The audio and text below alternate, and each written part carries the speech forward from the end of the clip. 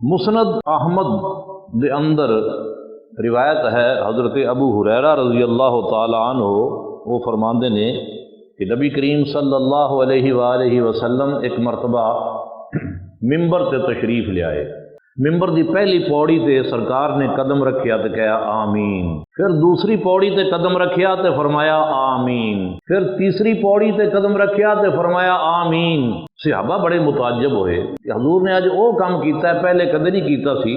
ممبر شریف تے تشریف لے آئے نے تے اج 3 مرتبہ آپ نے آمین کہا، ہر پوڑی تے ہر سیڑھی تے پیر رکھ دے ہوئے۔ عرض کیتی گئی یا رسول اللہ صلی اللہ علیہ وسلم ایک حکمت کی ہے، آج تسی ممبر تے تشریف لے آئے تے آمین کیوں فرمایا 3 مرتبہ؟ نبی کریم صلی اللہ علیہ وسلم نے فرمایا کہ جس ویلے میں ممبر تے تشریف فرما ہویا تے جبریل امین آئے، انہوں نے آ کے 3 دعاواں کیتیاں تے ہر دعا دے بعد میں آمین کہا۔ وہ 3 دعاواں کیڑیاں نے؟ فرمایا پہلی سیڑھی تے پیر رکھ جدوں میں پیر رکھیا تے جبریل نے کہا اے اللہ اس شخص دا ناک خاک آلود ہو جائے، اس دا ستیہ ناس ہو جائے کہ جس دے سامنے تیرے نبی دا نام لیا جاوے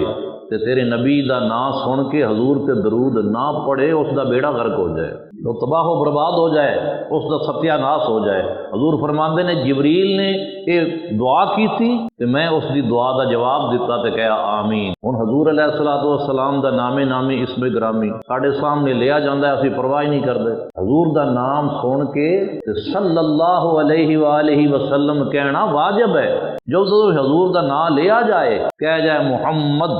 صلی اللہ علیہ وآلہ وسلم، ادو بھی کہا جائے تو کوئی ساڈے سامنے حضور دا نام لوے تو سن کے بھی حضور دا نام لیا جائے، ورنہ اس بد دعا وچ شامل ہو جائے گا۔ حضور فرماندے نے پہلی سیڑھی تے میں پیر رکھیا تو جبریل نے یہ دعا کی تھی، حضور دا نام سن کے جو درود نہ پڑھے اس کی ناک خاک آلود ہو جائے، وہ بے نیلو مرام ہو جائے، وہ تباہ و برباد ہو جائے۔ حضور کے اندر میں کہ آمین۔ پھر فرمایا دوسری دعا اس نے کی، جدوں میں دوجی سیڑھی تے پیر رکھیا تے انہیں دوسری دعائیں کی تھی کہ یا اللہ وہ شخص بھی برباد ہوئے کہ جس دی زندگی وچ ماہ سیام ماہ رمضان تشریف لائے، اس مہینے نو پائے اور پھر اس مہینے تو فائدہ اٹھاندیاں ہویاں وہ جنت نو حاصل نہ کر لوے، اے اللہ اس دا بھی ستیہ ناس ہو جائے۔ حضور فرماندے نے میں کہا آمین کہ یہو جا سخی ساڈے کول چل کے آیا تے پھر اسی اس سخی دی سخاوت تو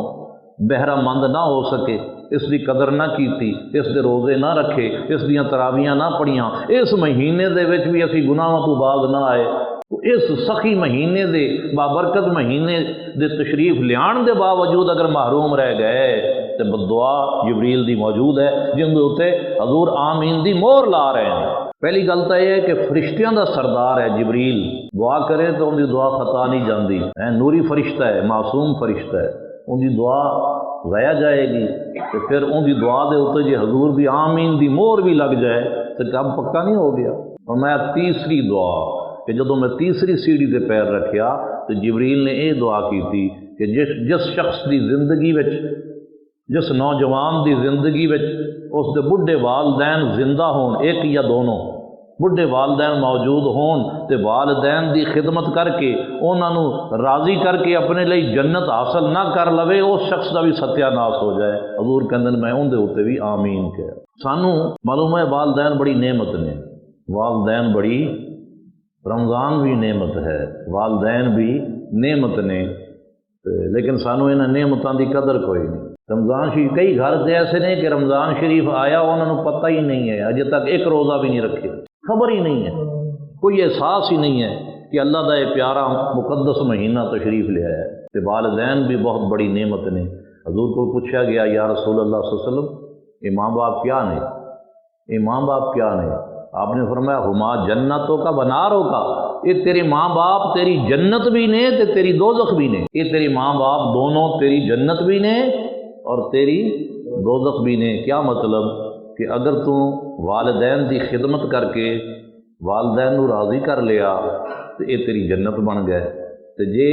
والدین نو دکھا کے تکلیف دے کے بے ادبی کر کے نافرمانی کر کے انہاں نو اذیت دے کے ستا کے جے انہاں نو اپنے تے ناراض کر لیا تے اے ماں باپ بھی تیرے واسطے دوزخ بن گئے۔